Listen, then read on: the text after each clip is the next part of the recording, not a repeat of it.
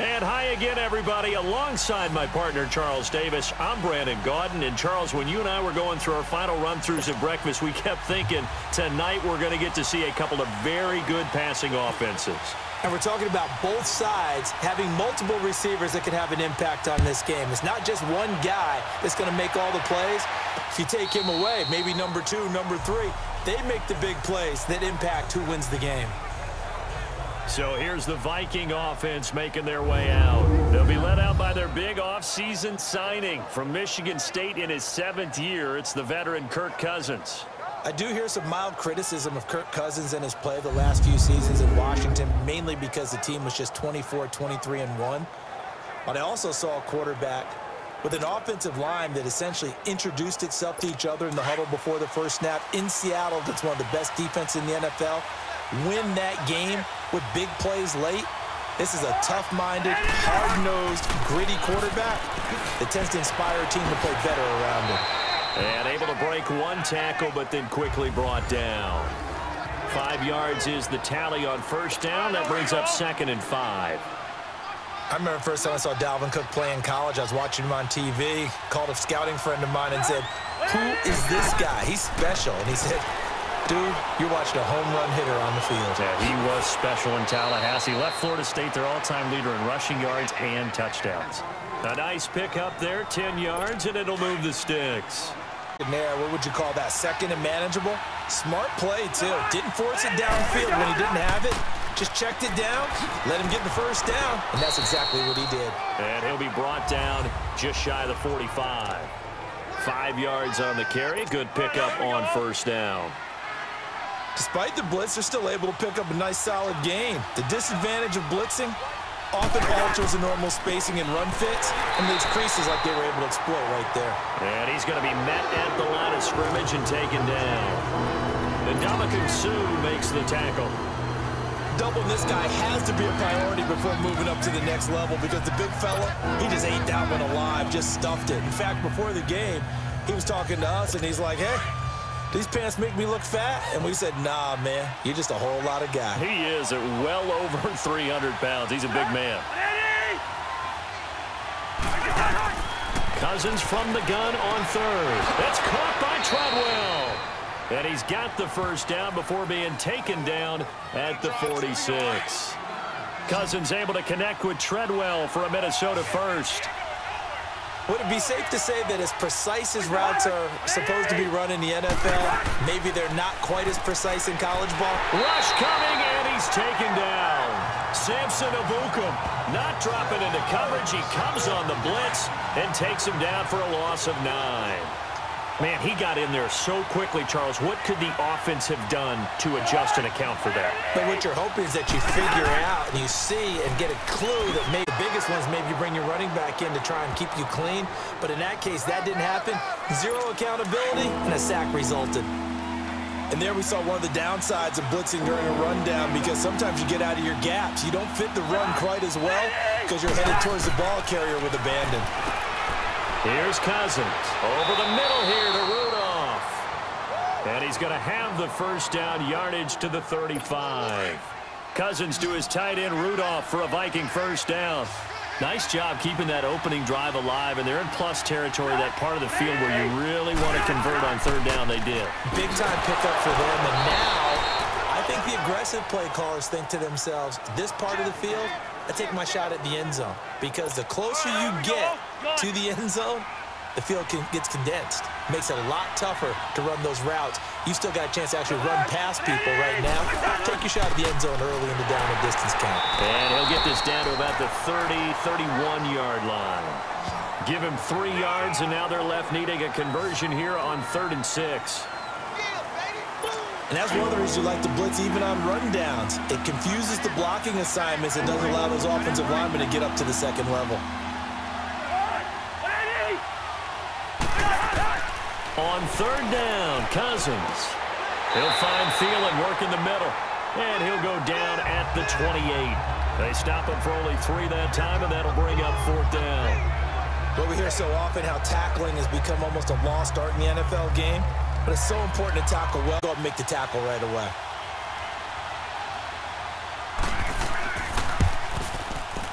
And Bailey able to knock it through. And the Vikings have a 3-0 lead.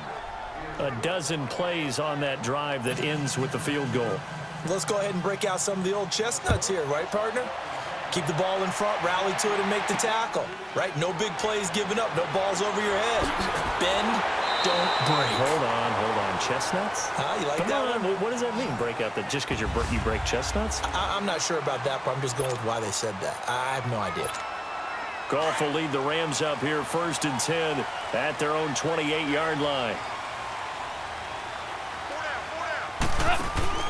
They go play action with Gurley. Now Goff. It's a short one here, complete to the tight end. And he's able to take this one up to the 35-yard line. A good pickup there. 8 yards on the first down completion. And now he'll tuck it and run. Call it no gain on the keeper, and it's going to bring up a 3rd down. Back live now to begin the second quarter with Charles Davis, Brandon Gaudin. It's the Rams with a football to get us going. They're up against a 3rd and 2 to start things out.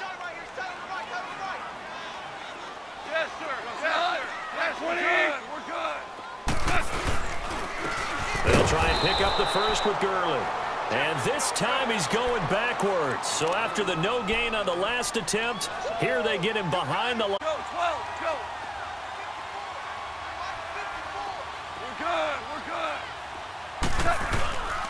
Here we go. It's Gurley. And this doesn't end well at all as they stop him far behind the line to gain. Boy, a curious decision to go for it. Doesn't pan out. And it'll be a turnover on downs. They go play action here on 1st down. He couldn't quite hold it. Got hit. Ball pops out. Incomplete. Seems like this defense, especially the secondary, has really been contesting about every throw in this first half. Remind me of a good half-court defensive basketball team. Every time a pass is thrown, they're right there in good defensive position, able to affect the play. Calling about a gain of 3, and they'll be looking at a 3rd and 7 coming up.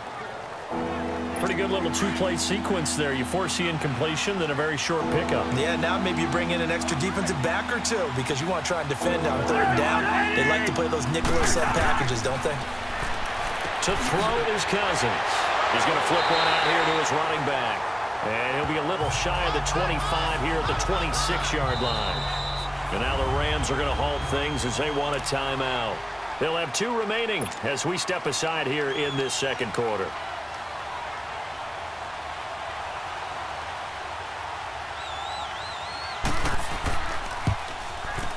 And Bailey able to knock it through.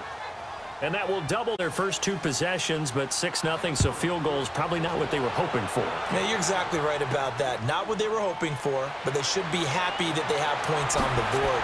It almost feels like that old slow and steady wins the race, doesn't it? In this case, though, they want to be slow and steady now, but get explosive later and put the points up on the board. Getting set to go again here, Robert Woods marches back onto the field. And you look at the numbers, not only has he not caught a pass, they haven't targeted him yet, and we're coming up toward halftime. And you remember our meeting with the coach beforehand? What did he tell us about him? I write his number on my play sheet, and I circle it in bold type because I want to make sure he gets the ball and often. DC. On 1st down, it's gone. Escaping the pressure right. Looking left sideline, incomplete. He was in search of his tight end, Tyler Higbee. And it's 2nd down. Defensively, Charles, they continue to really limit this offense as far as yardage goes. Yeah, you're exactly right. They've been assignment sound, staying in their lanes, keeping proper leverage, and communicating well, too. 2nd and 10, Goff again. Throw complete right side to Cooks. And they're able to get this one across the 35. First catch of the game for Cooks. It'll be a 1st down. On 1st and 10, Goff. Looking for Cooks, and it's intercepted. Picked off by Harrison Smith. And the return yard line. Oh, man, Brandon, not a real good throw that time. It looked like he tried to put a little too much air under this one, and it turned into a floater. And defensively, this is a dream. He could have fair caught that one. That was way too easy. Now the Vikings offense works their way back onto the field. And they split the uprights last time for 3. They've got the lead. They're not going to play this conservative. They're not hoping for another field goal. They're hoping for a touchdown. I'm with you on that one. I like where your head is. I like the way you're thinking because you're exactly right. Trying to sit on a lead and play that way, that doesn't work too well for most teams. Run your offense. Run what you do best.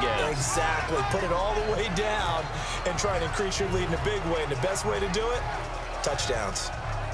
Well, no matter how they phrase it, staying on schedule, staying ahead of the sticks, whatever you want to call it, 7 yards on first down, that fits the bill.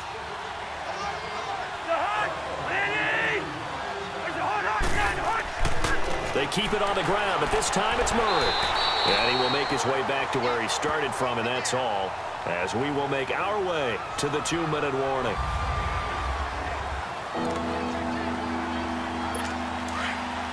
We remind you that coming up at halftime, we'll take you to Orlando and Jonathan Coachman. Coach will have highlights and analysis of this first half, one that's featured no touchdowns as of yet on either side. So his job's a little bit easier for this halftime. Need to give the coach some highlights here. Yes, we do. And he will have a first down here at about the 40. They get 6 on the pick. Just about every coach we talk to says the crowd shouldn't affect us. That shouldn't be an issue. And then the next breath they talk about taking the crowd and taking them out of the game by picking up first downs and keeping them at bay. I think we just saw an example of that there, didn't we? Important to do, especially early in the game like they have. The completion good for 3, and it's second down.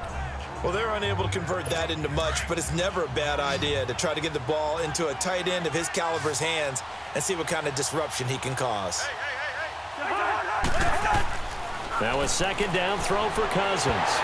And he'll be hit as he releases it, and that'll fall incomplete. Pressure, and that's certainly going to be a key to this game going forward. And that time, they were able to get in there and influence the throw. Remember, quarterbacks got to get rid of it. They don't have the tuck roll that they can fall back on anymore. From the gun, here's Cousins. And he's able to find Diggs. And he gets it down to the 32. Just a 5-yard pickup, and it leads to 4th down. So much about offense is what you call hidden yardage. You know, you throw the ball to someone, they catch it, and then they can make a big play. You know, they create a play, run after catch. They did a really nice job there of limiting that and keeping him from a first down. Yeah, stopped him in his tracks. And the Rams are going to go ahead and take another timeout as they'll head to the sideline and talk over what to do next.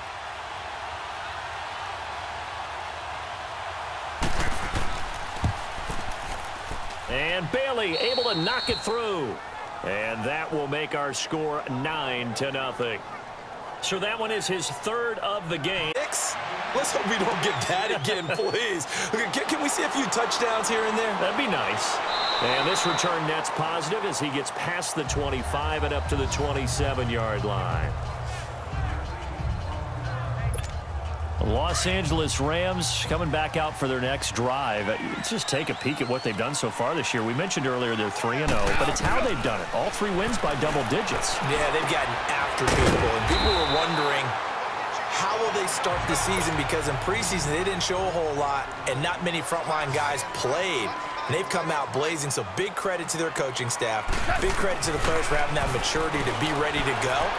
And they are pointing towards the Super Bowl, and rightly so. They're winning on offense. The defense is shutting people down. They've been blocked a punt on Sunday against the Chargers. First time they've won those 3 games by double digits since '99. Now they were in St. Louis then, but that's the year they won the Super Bowl. Nothing open downfield, and he had to get that one out in a hurry because he just knew he was about to take a big shot. Probably couldn't get his legs into the throw. Became an all-arm throw trying to check it down to his running back.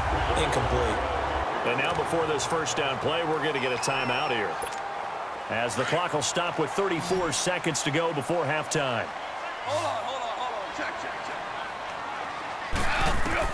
Goff on first down.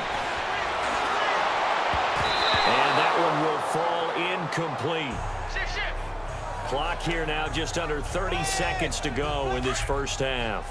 It was Andrew Sendejo from his strong safety spot. On 2nd and 10, Goff. It's caught left side by Cooks. And he takes this one down all the way near the 30. A good pickup there, a 22.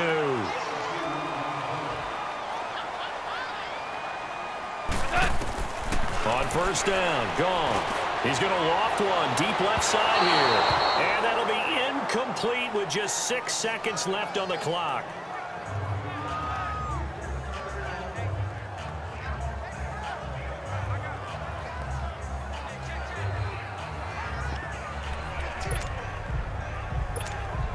So after the incompletion on first, now 2nd and 10.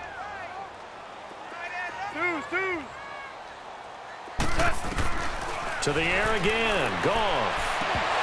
And that is incomplete. 2 seconds left on the clock.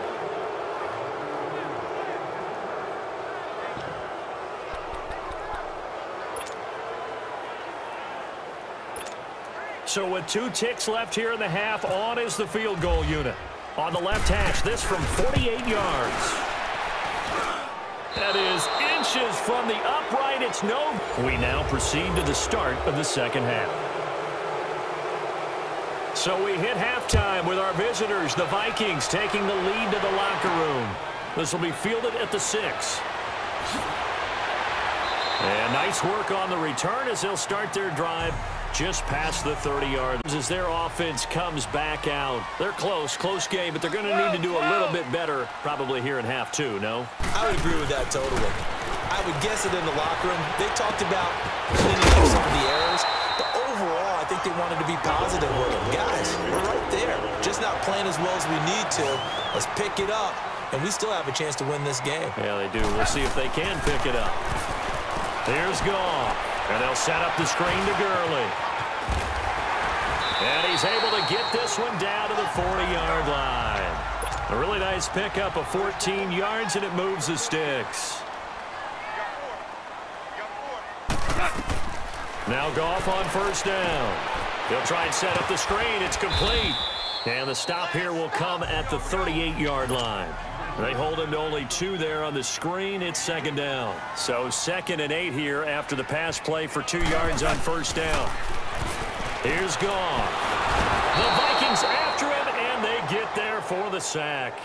Ben Gideon in there to drop him, and it'll be a loss of about 8. We are seeing 2 really confident defenses imposing their will on these offenses in this game. Yeah, absolutely, going toe for toe. Just curious if one of these offenses can wake up a little bit. If there's any way they can find something that can pop, something big to knock them back on their heels. Eluding the pressure right. This is caught inside the 15. They're able to convert on 3rd down, and that sets up a 1st and goal. You know I'm going to lean towards the defender, right? But the truth of the matter is, that ball was not streaking towards him. That little arc on it, he's got to find a way to get his head around and make a play on the football. Took till the second half, but finally a red zone opportunity here. They've got a 1st and 10 from the 10. 180. A shotgun snap for Goff. Flush to his right. And he'll just chuck this one up into row G. It's incomplete. A pretty good coverage there, and both of these defenses, they've had good coverage throughout this one. No doubt about it, and in today's NFL, where we're used to a bit more scoring, this feels almost like a well-pitched game in baseball on both sides, where the tension continues to build. Who's going to make the big play? Dumps it off to Gurley. The catch good for 6 yards, but now it's 3rd and goal. This is 3rd and goal. Still looking for the first points of the game. Goff throwing again. And they're going to get him. They bring him down to the sack back at the 16-yard line. A man who played on this very field for USC, Everson Griffin. In there to drop him for a loss of 10. And it'll be 4th and long. And his kick is right there. It's good. And they are on the board. It's now 9-3. So he missed that field goal earlier, but he says not this time. Able to knock it through, give his guys 3. I like his poise. I like his confidence. In this case, stepped right up like a pro. It's the Vikings' turn on offense. We get ready for their first possession of the second half. And they're not going to play this conservative, I don't think. They had the field goal last time, and they're up, but they're looking to put a drive in the end zone. Oh, I agree with you totally. No one goes out on the field and says, all right, let's just settle for 3, except in certain situations, trying to ice a game, that sort of deal. Most of the time, it's end zone, and that's what you're thinking, and I believe that's exactly what they're thinking as they begin this one. Yeah, no quarterback ever goes out there saying, hey, let's get 3, right? Not one that I've ever met. Cousins now to throw on first down. And this is caught. I think he got that with one hand. No gain there on the completion. 2nd and 10. One-handed. Love the effort.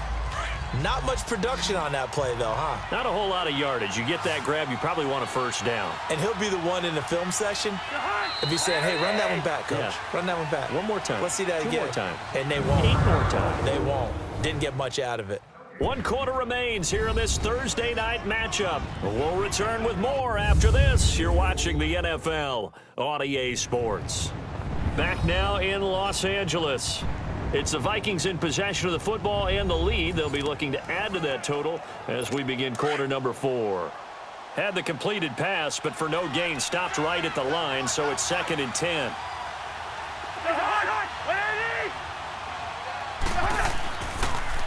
A give. This is Cook.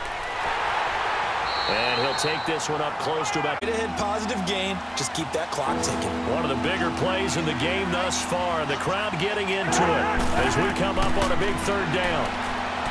Throwing is Cousins. And down he goes on the pressure from the Rams defense. And now the Rams are going to halt things as they want a timeout. It's just their first. They'll be down to 2 remaining as we step aside here in the 4th quarter. And now it's the punter Weil on as he sends this one away. He's going to field this at the 4. Very good return that time. 18 yards. And the Rams will go on offense here with a 1st and 10. Here's the Los Angeles offense as they get set to take possession. And after the field goal last time, we'll see what they can get here. At least they got points out of the last drive, Charles. I never met an offensive coach that didn't want to drive to end with a kick. Most of them wanted to end with a PAT, right? In this case, a field goal, they'll take it way better than the alternative, which is a punt. Yeah, but you met fan bases that wanted that. They weren't happy with that field goal. I haven't met a fan base yet that wants to drive to end with a kick other than the extra point. That's it. But when you hit him on the move like that, he's able to get into open field with a full head of steam, oh, boy, it's going to be tough to get him down. Yeah, there was a big window. They're lucky they did get him down. And that's caught left side. It's Woods. And he'll be taken down at the 46-yard line. That throw good for 4. It's 2nd down. Here's Goff now on 2nd down. And he's going to be taken down. Goff. Great job defensively. I think he was trying to go through his progressions, find someone to get rid of the football. Before he knew it, he was on his back. So that just brings us right back to what you said in the beginning. A great job defensively. Nowhere to go with the football. That led to the sack. Now Goff. Oh, the ball comes out on the hit, but they'll say it's incomplete. Tell you what, partner, after he ices down, he's going to need a nice long soak in a hot tub after this one. He's been under duress the entire game. Yeah, once again, hit as he throws. Fortunate that one wound up incomplete. 1 score down. Here we go. They're going to go for it here on 4th down. Yes, sir. Yes, sir. Yes, sir. Tiger, tiger. As expected, they're going for it to keep the drive alive. And he comes back with one complete. And now this is going to depend on the spot. And they say he's just short. So obviously that one really hurts not to be able to convert. But this one's not over yet, Charles. Look at the clock, and then also 2 timeouts still left for him. And if I'm coaching the defense, I think I'm going all out. And what I mean by that is nothing but pressure packages going at them. I'm going to force them on offense to kind of gamble a little bit because I will leave openings, all right? You can sting me, but how often will they want to do that? They're going to want to run the ball and bleed the clock. I'm going after them, hoping to make a big play. And in a sense, 3 timeouts with that 2-minute warning looming. A great note right there because it was the 2 timeouts. They get a 3rd one back. They still have a chance. On 2nd down, Cook. And he's going to 3rd and about 5. I like a guy who understands the situation. I also like a guy who you look at him and you say, that looks like a guy who knows the coach is going to say, guess what? You drop this one, you'll be carrying around a training facility, Mark. And he can't get a he's taken down. And the Rams are going to go ahead and take another timeout, as it comes with 1:15 left to go in the second half. Here's Matt Weil now. On for his second punt. He'd take a repeat of his first. Now this is going to carry well into the end zone for a touchback. And now out on the field, here comes Los Angeles.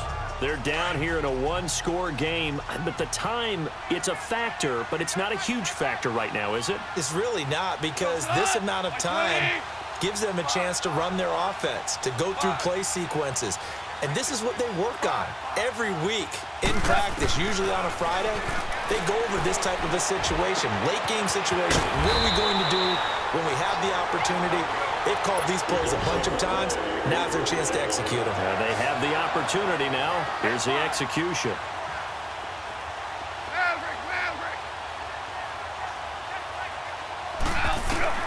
They'll look to throw. Now he'll dump it underneath to his running back, complete. And he'll get it out near the 40 to the 39.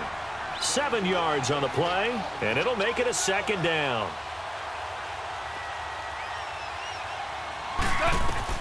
Back to throw. Oh, it's a screen pass. They'll wind up losing a full 10 yards on the play. And it's going to be third down and a ways to go here, 3rd and 14. Now whistles come in. We're going to get a timeout here by the offense, as they get it with 16 seconds remaining on the clock. They had the catch on second down, but it didn't help at all, and now they're looking at third down here. Back to throw. And, oh, a crusher there as it's intercepted. Picked up by the former first-rounder Trey Waynes. And that one, oh, it's going to hurt big time. You're in the 2-minute drill trying to get your guys down the field, and it's looking like they're going to come up just short, as this is definitely not his best throw, and it'll wind up being intercepted.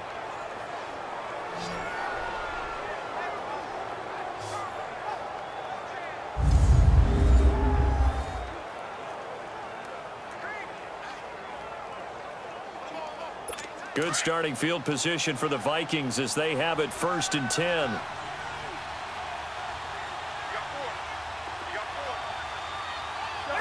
Cousins just going to take this one down to a knee and end it.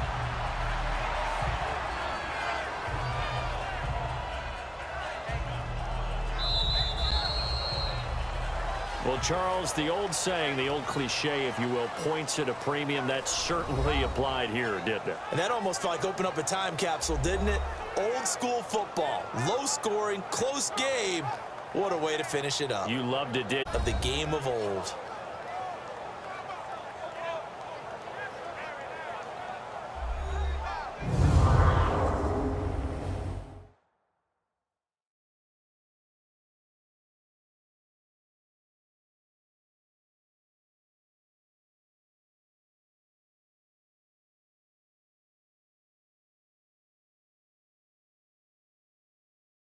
So that'll just about do it for Charles Davis. I'm Brandon Gaudin. You've been watching the NFL on EA Sports. For more, log on to easports.com.